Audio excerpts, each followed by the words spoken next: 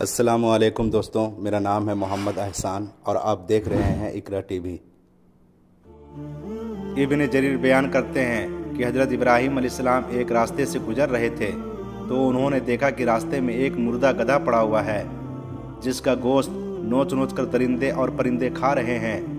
جب درندے چلے گئے اور پرندے اڑ گئے اور اس مردہ گدھے کی صرف ہڈیاں باقی رہ گئی تو حضرت ابراہیم علیہ السلام کو تعجب ہوا اور کہنے لگے، اے میرے رب، مجھے یقین ہے کہ تو مردوں کو زندہ کرے گا۔ اے میرے رب، تو مجھے دکھا دے کہ تو مردوں کو کس طرح زندہ فرمائے گا۔ تو اللہ تعالیٰ نے فرمایا، اے ابراہیم، کیا تو اس پر ایمان نہیں رکھتا؟ ابراہیم علیہ السلام نے فرمایا، میں اس پر مکمل ایمان رکھتا ہوں، لیکن میری تمنا یہ ہے کہ میں اس منظر کو اپنی آنکھوں سے دیکھ لوں تاکہ میرے دل کو سکون آ جائے۔ اللہ تعالیٰ نے فرمایا، ٹھیک ہے، تم 4 پرندوں کو پالو اور ان کو خوب کھلا پلا کے اچھی طرح اپنا عادی بنا لو، پھر تم انہیں ذبح کر کے ان کا قیمہ بنا کر ان کو آپس میں مکس کر دو اور اپنے آس پاس کے پہاڑوں پر ان کا گوشت بکھیر دو تاکہ ہوائیں انہیں اڑا لے جائیں۔ پھر تم ان پرندوں کو پکارو تو وہ پرندے زندہ ہو کر دوڑتے ہوئے تمہارے پاس چلے آئیں گے۔ خوب جان لو کہ اللہ تعالیٰ بڑے اقتدار والا اور حکمت والا ہے۔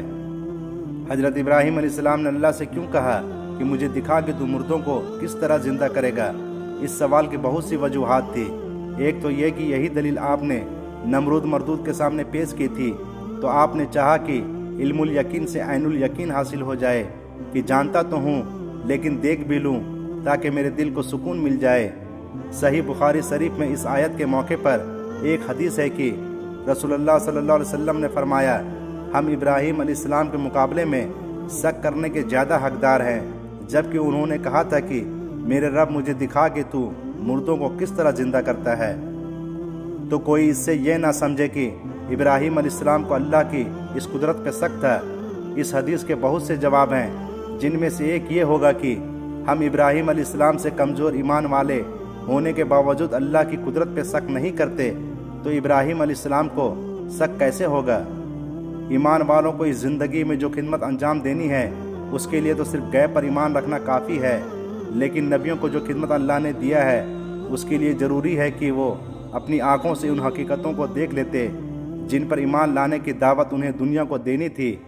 ان کو دنیا سے پورے زور کے ساتھ یہ کہنا تھا کہ تم لوگ تو اٹکلیں دوڑاتے ہو، مگر ہم آنکھوں دیکھی بات کر رہے ہیں۔ تمہارے پاس اٹکلیں ہیں اور ہمارے پاس علم ہے۔ تم اندھے ہو اور ہم آنکھ والے ہیں۔